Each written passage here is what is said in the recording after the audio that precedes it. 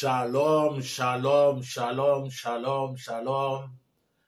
Baruch Hashem, pour ce moment de notre étude de la Torah au micro de Pasteur Bobo. Baruch Hashem, je suis le pasteur Manhattan Kiafa, Aigle Royal, en direct de l'Italie. Je suis du ministère Arbre de Vie, comme je dis en Italie, et étudiant dans le campus biblique Beth Midrash du professeur Chaim Wiseman d'Israël, que je salue au passage. Et je salue aussi le visionnaire du ministère Arbre de Vie, le grand ambassadeur, l'apôtre William Skinde. Shalom Lecha. Baruch Hashem, qu'Hachem nous bénisse pour ce moment de notre étude de la Torah, Beshem Yeshua Mashiach. Baruch Hashem, toza na kati ya mikro ya Pasteur Bobo, na chaîne ya Pasteur Bobo, makambu oyo, makambu eza minene, mais makambu eza minene, mais Torah eye déjà, eza na kati ya chaîne oyo ya Pasteur Bobo, pona bien na yo, pe pona bénédiction ya mukili mobimba. Donc makambu eza minene, yango tozomona Torah lelo ekoti na chaîne oyo ya pasteur ya micro de Pasteur Bobo. Alors, qu'est-ce que nous allons partager aujourd'hui? Non partage mais étude, hein? Torah eza étude, eza prédication, eza étude. Alors, voilà le thème, hein, de notre étude. Notre thématique, c'est l'équilibre du monde de la nature. L'équilibre du monde de la nature. Ce qui équilibre zate, même dans la vie, dans biso, morale, intellectuelle, dans toutes les dimensions, même sociales, on va se balancer. Donc, balance lorsqu'on n'a pas d'équilibre. Regarde le monde d'aujourd'hui, le monde commence à se balancer. Donc, balance les dans le monde. Donc, équilibre les le monde est comme désespéré. Makambu tout est comme désespéré. Oh, tout au monde, qui peut dire le contraire? Mais Torah est déjà pour révéler biso yango ne bandeli. Nzambe, quand il crée le monde, hein, regarde, il crée par ses noms. Elohim. Voilà les noms de la création. Elohim. Je lis.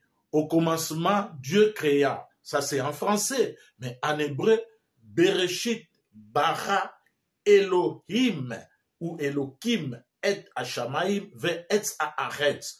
Au commencement, Elohim créa le ciel et la terre. Or, Nzambe abandonne un nom Elohim comme le Dieu créateur, mais tant qu'on se révèle dans Moutou, il se révèle par le nom Adonai. Voilà le nom Adonai. Voilà, tout le monde a déjà thème. Hein? Ainsi, tout le monde thème, équilibre de la loi du monde de la nature et équilibre dans la vie. Quand Dieu vient se révéler à l'homme, il se révèle à travers le nom Adonai. La caméra doit filmer le nom Adonai ou Hachem. Alors, voilà comment on écrit le nom Elohim. Elohim, c'est écrit de cette manière en hébreu. Alors, Aleph, Lamed, He, Yud, même Sophie. Yango, bozotanga kuna Elohim. Elohim. Alors, quand Dieu vient se révéler à l'homme et il va aussi libérer l'homme, on voit le mot Adonai, c'est-à-dire Hachem, Yod, ça s'écrit de cette manière, Yod, et Vav, He. Voilà. Les deux attributs, c'est les deux attributs c'est ces deux attributs-là qu'on voit, comment on l'a écrit bien. C'est ce qui, oh là là, un instant, excusez-moi, excusez-moi, c'est les deux attributs qui produisent l'équilibre dans le monde. Ce qui me simbami, la création de Dieu est stable à travers ces deux noms, ces deux attributs, pardon, Elohim et Hachem. Pour nos prononciations. Alors, où on voit pour la première fois le nom d'Elohim, dans Genèse, Genèse 1, chapitre 1, Bereshit bara Elohim, qui est traduit par Dieu. Oh, Dieu, c'est un nom générique pour tout le monde. On parle Dieu, Dieu, Dieu, Dieu, à la fin, bon, hein? On ne sait pas, il y a un nom, Dieu, non, parce que le nom que Dieu s'est présenté pour la première fois, Elohim. Elohim ne veut pas dire Dieu, mais on ne dit pas de ne pas prononcer Dieu. Tu l'obité que, Dieu te non. Mais aux études de la Torah, parce que dans l'étude de la Torah que nous allons comprendre des notions et que changer aussi le langage. Alors, Elohim, c'est-à-dire l'attribut de force, l'attribut de puissance de la nature humaine. Voilà. Aux Arabes, explication parce qu'il y a des explications infinies. Donc, l'attribut Elohim, c'est l'attribut de la puissance de la nature ou l'attribut de la création que Dieu a utilisé, cette force pour créer. Et lorsqu'il vient se révéler à l'homme, frère Adonai, Elohim est Adam. Lorsqu'il vient se révéler à Adam, il se révèle à travers ces deux attributs. Adonai, Elohim. Voilà, Adam, Azaraki déjà l'équilibre, on a connaissance, il y a les deux noms Oyo, Elohim, Adonai qui fait l'équilibre. Alors, lorsqu'on est dans Exode 22, qu'est-ce qu'on voit? Israël est dans l'esclavage.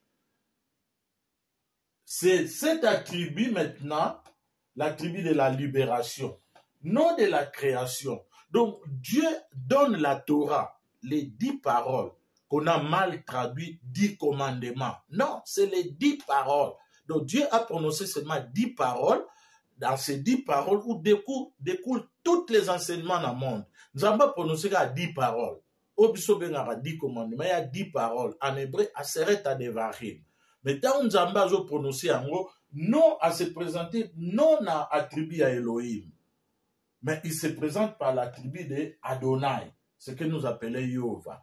Il est écrit, l'équivalent de l'Éternel, il est écrit Anochi Adonai ou Hachem. Anochi Hachem Elohecha Otseticha Mimitzraim. Regarde, Anochi Hachem Adonai Elohecha. Donc, je suis l'Éternel, ton Seigneur. C'est non, au lieu de Dieu, on peut dire Seigneur. Donc, je suis ton Seigneur, que nous appelons Dieu. Mais nous sommes dans l'étude de la Torah. En tant qu'hébraïsants, nous devons retourner dans la source. Voilà ce nom, cet attribut, c'est l'attribut de la libération. Alors, pourquoi Hachem ne s'est pas présenté par l'attribut de la création qui est grand, mais il s'est présenté pour donner sa parole dans l'attribut de Adonai, Yod Kevavke. Mais voilà, l'homme maintenant doit unir ces deux attributs. Oh, secret wana, ezali seulement na Torah.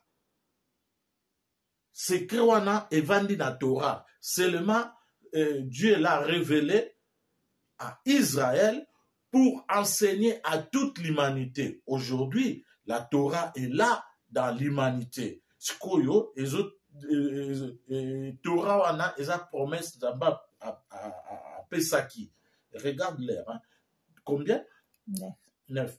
Alors, la Torah, c'est la promesse que Dieu a promis à toute l'humanité. Il l'a donné à Israël pour enseigner seuls les maîtres d'Israël, les rabbins qui ont des clés pour nous dévoiler Les secrets qui se cachent dans la langue hébraïque, c'est la langue sainte de Dieu. Dieu lui-même, il a prononcé en hébreu. Personne ne peut douter de ça. La science l'a confirmé. Dieu parle en hébreu. Il a écrit lui-même en hébreu. Après, Moïse va écrire les explications. Et tout ce que Moïse a écrit, ce que Dieu l'a dit d'écrit, ça se trouve dans la Torah écrite et dans la Torah orale. Les explications orales que Yeshua est venu expliquer dans les évangiles. Oh, dans les évangiles, qu'est-ce qu'on voit? Yeshua, dans Marc 12, 29, les scribes, les siens sont venus demander à Yeshua pour savoir s'il était dans la Torah que Moïse a réussi. On lui pose la question, quel est le plus grand commandement? Mais les Juifs d'époque ne pouvaient pas poser cette question parce qu'ils savaient le plus grand commandement. Alors, biso sikoyo te interpréta mal. Ah bah, il est bien l'autre côté. Non, non, c'était des gens qui avaient la Torah. Ils venaient pour savoir si Yeshua là, c'est lui, le roi des rois, c'est lui qui va enseigner la Torah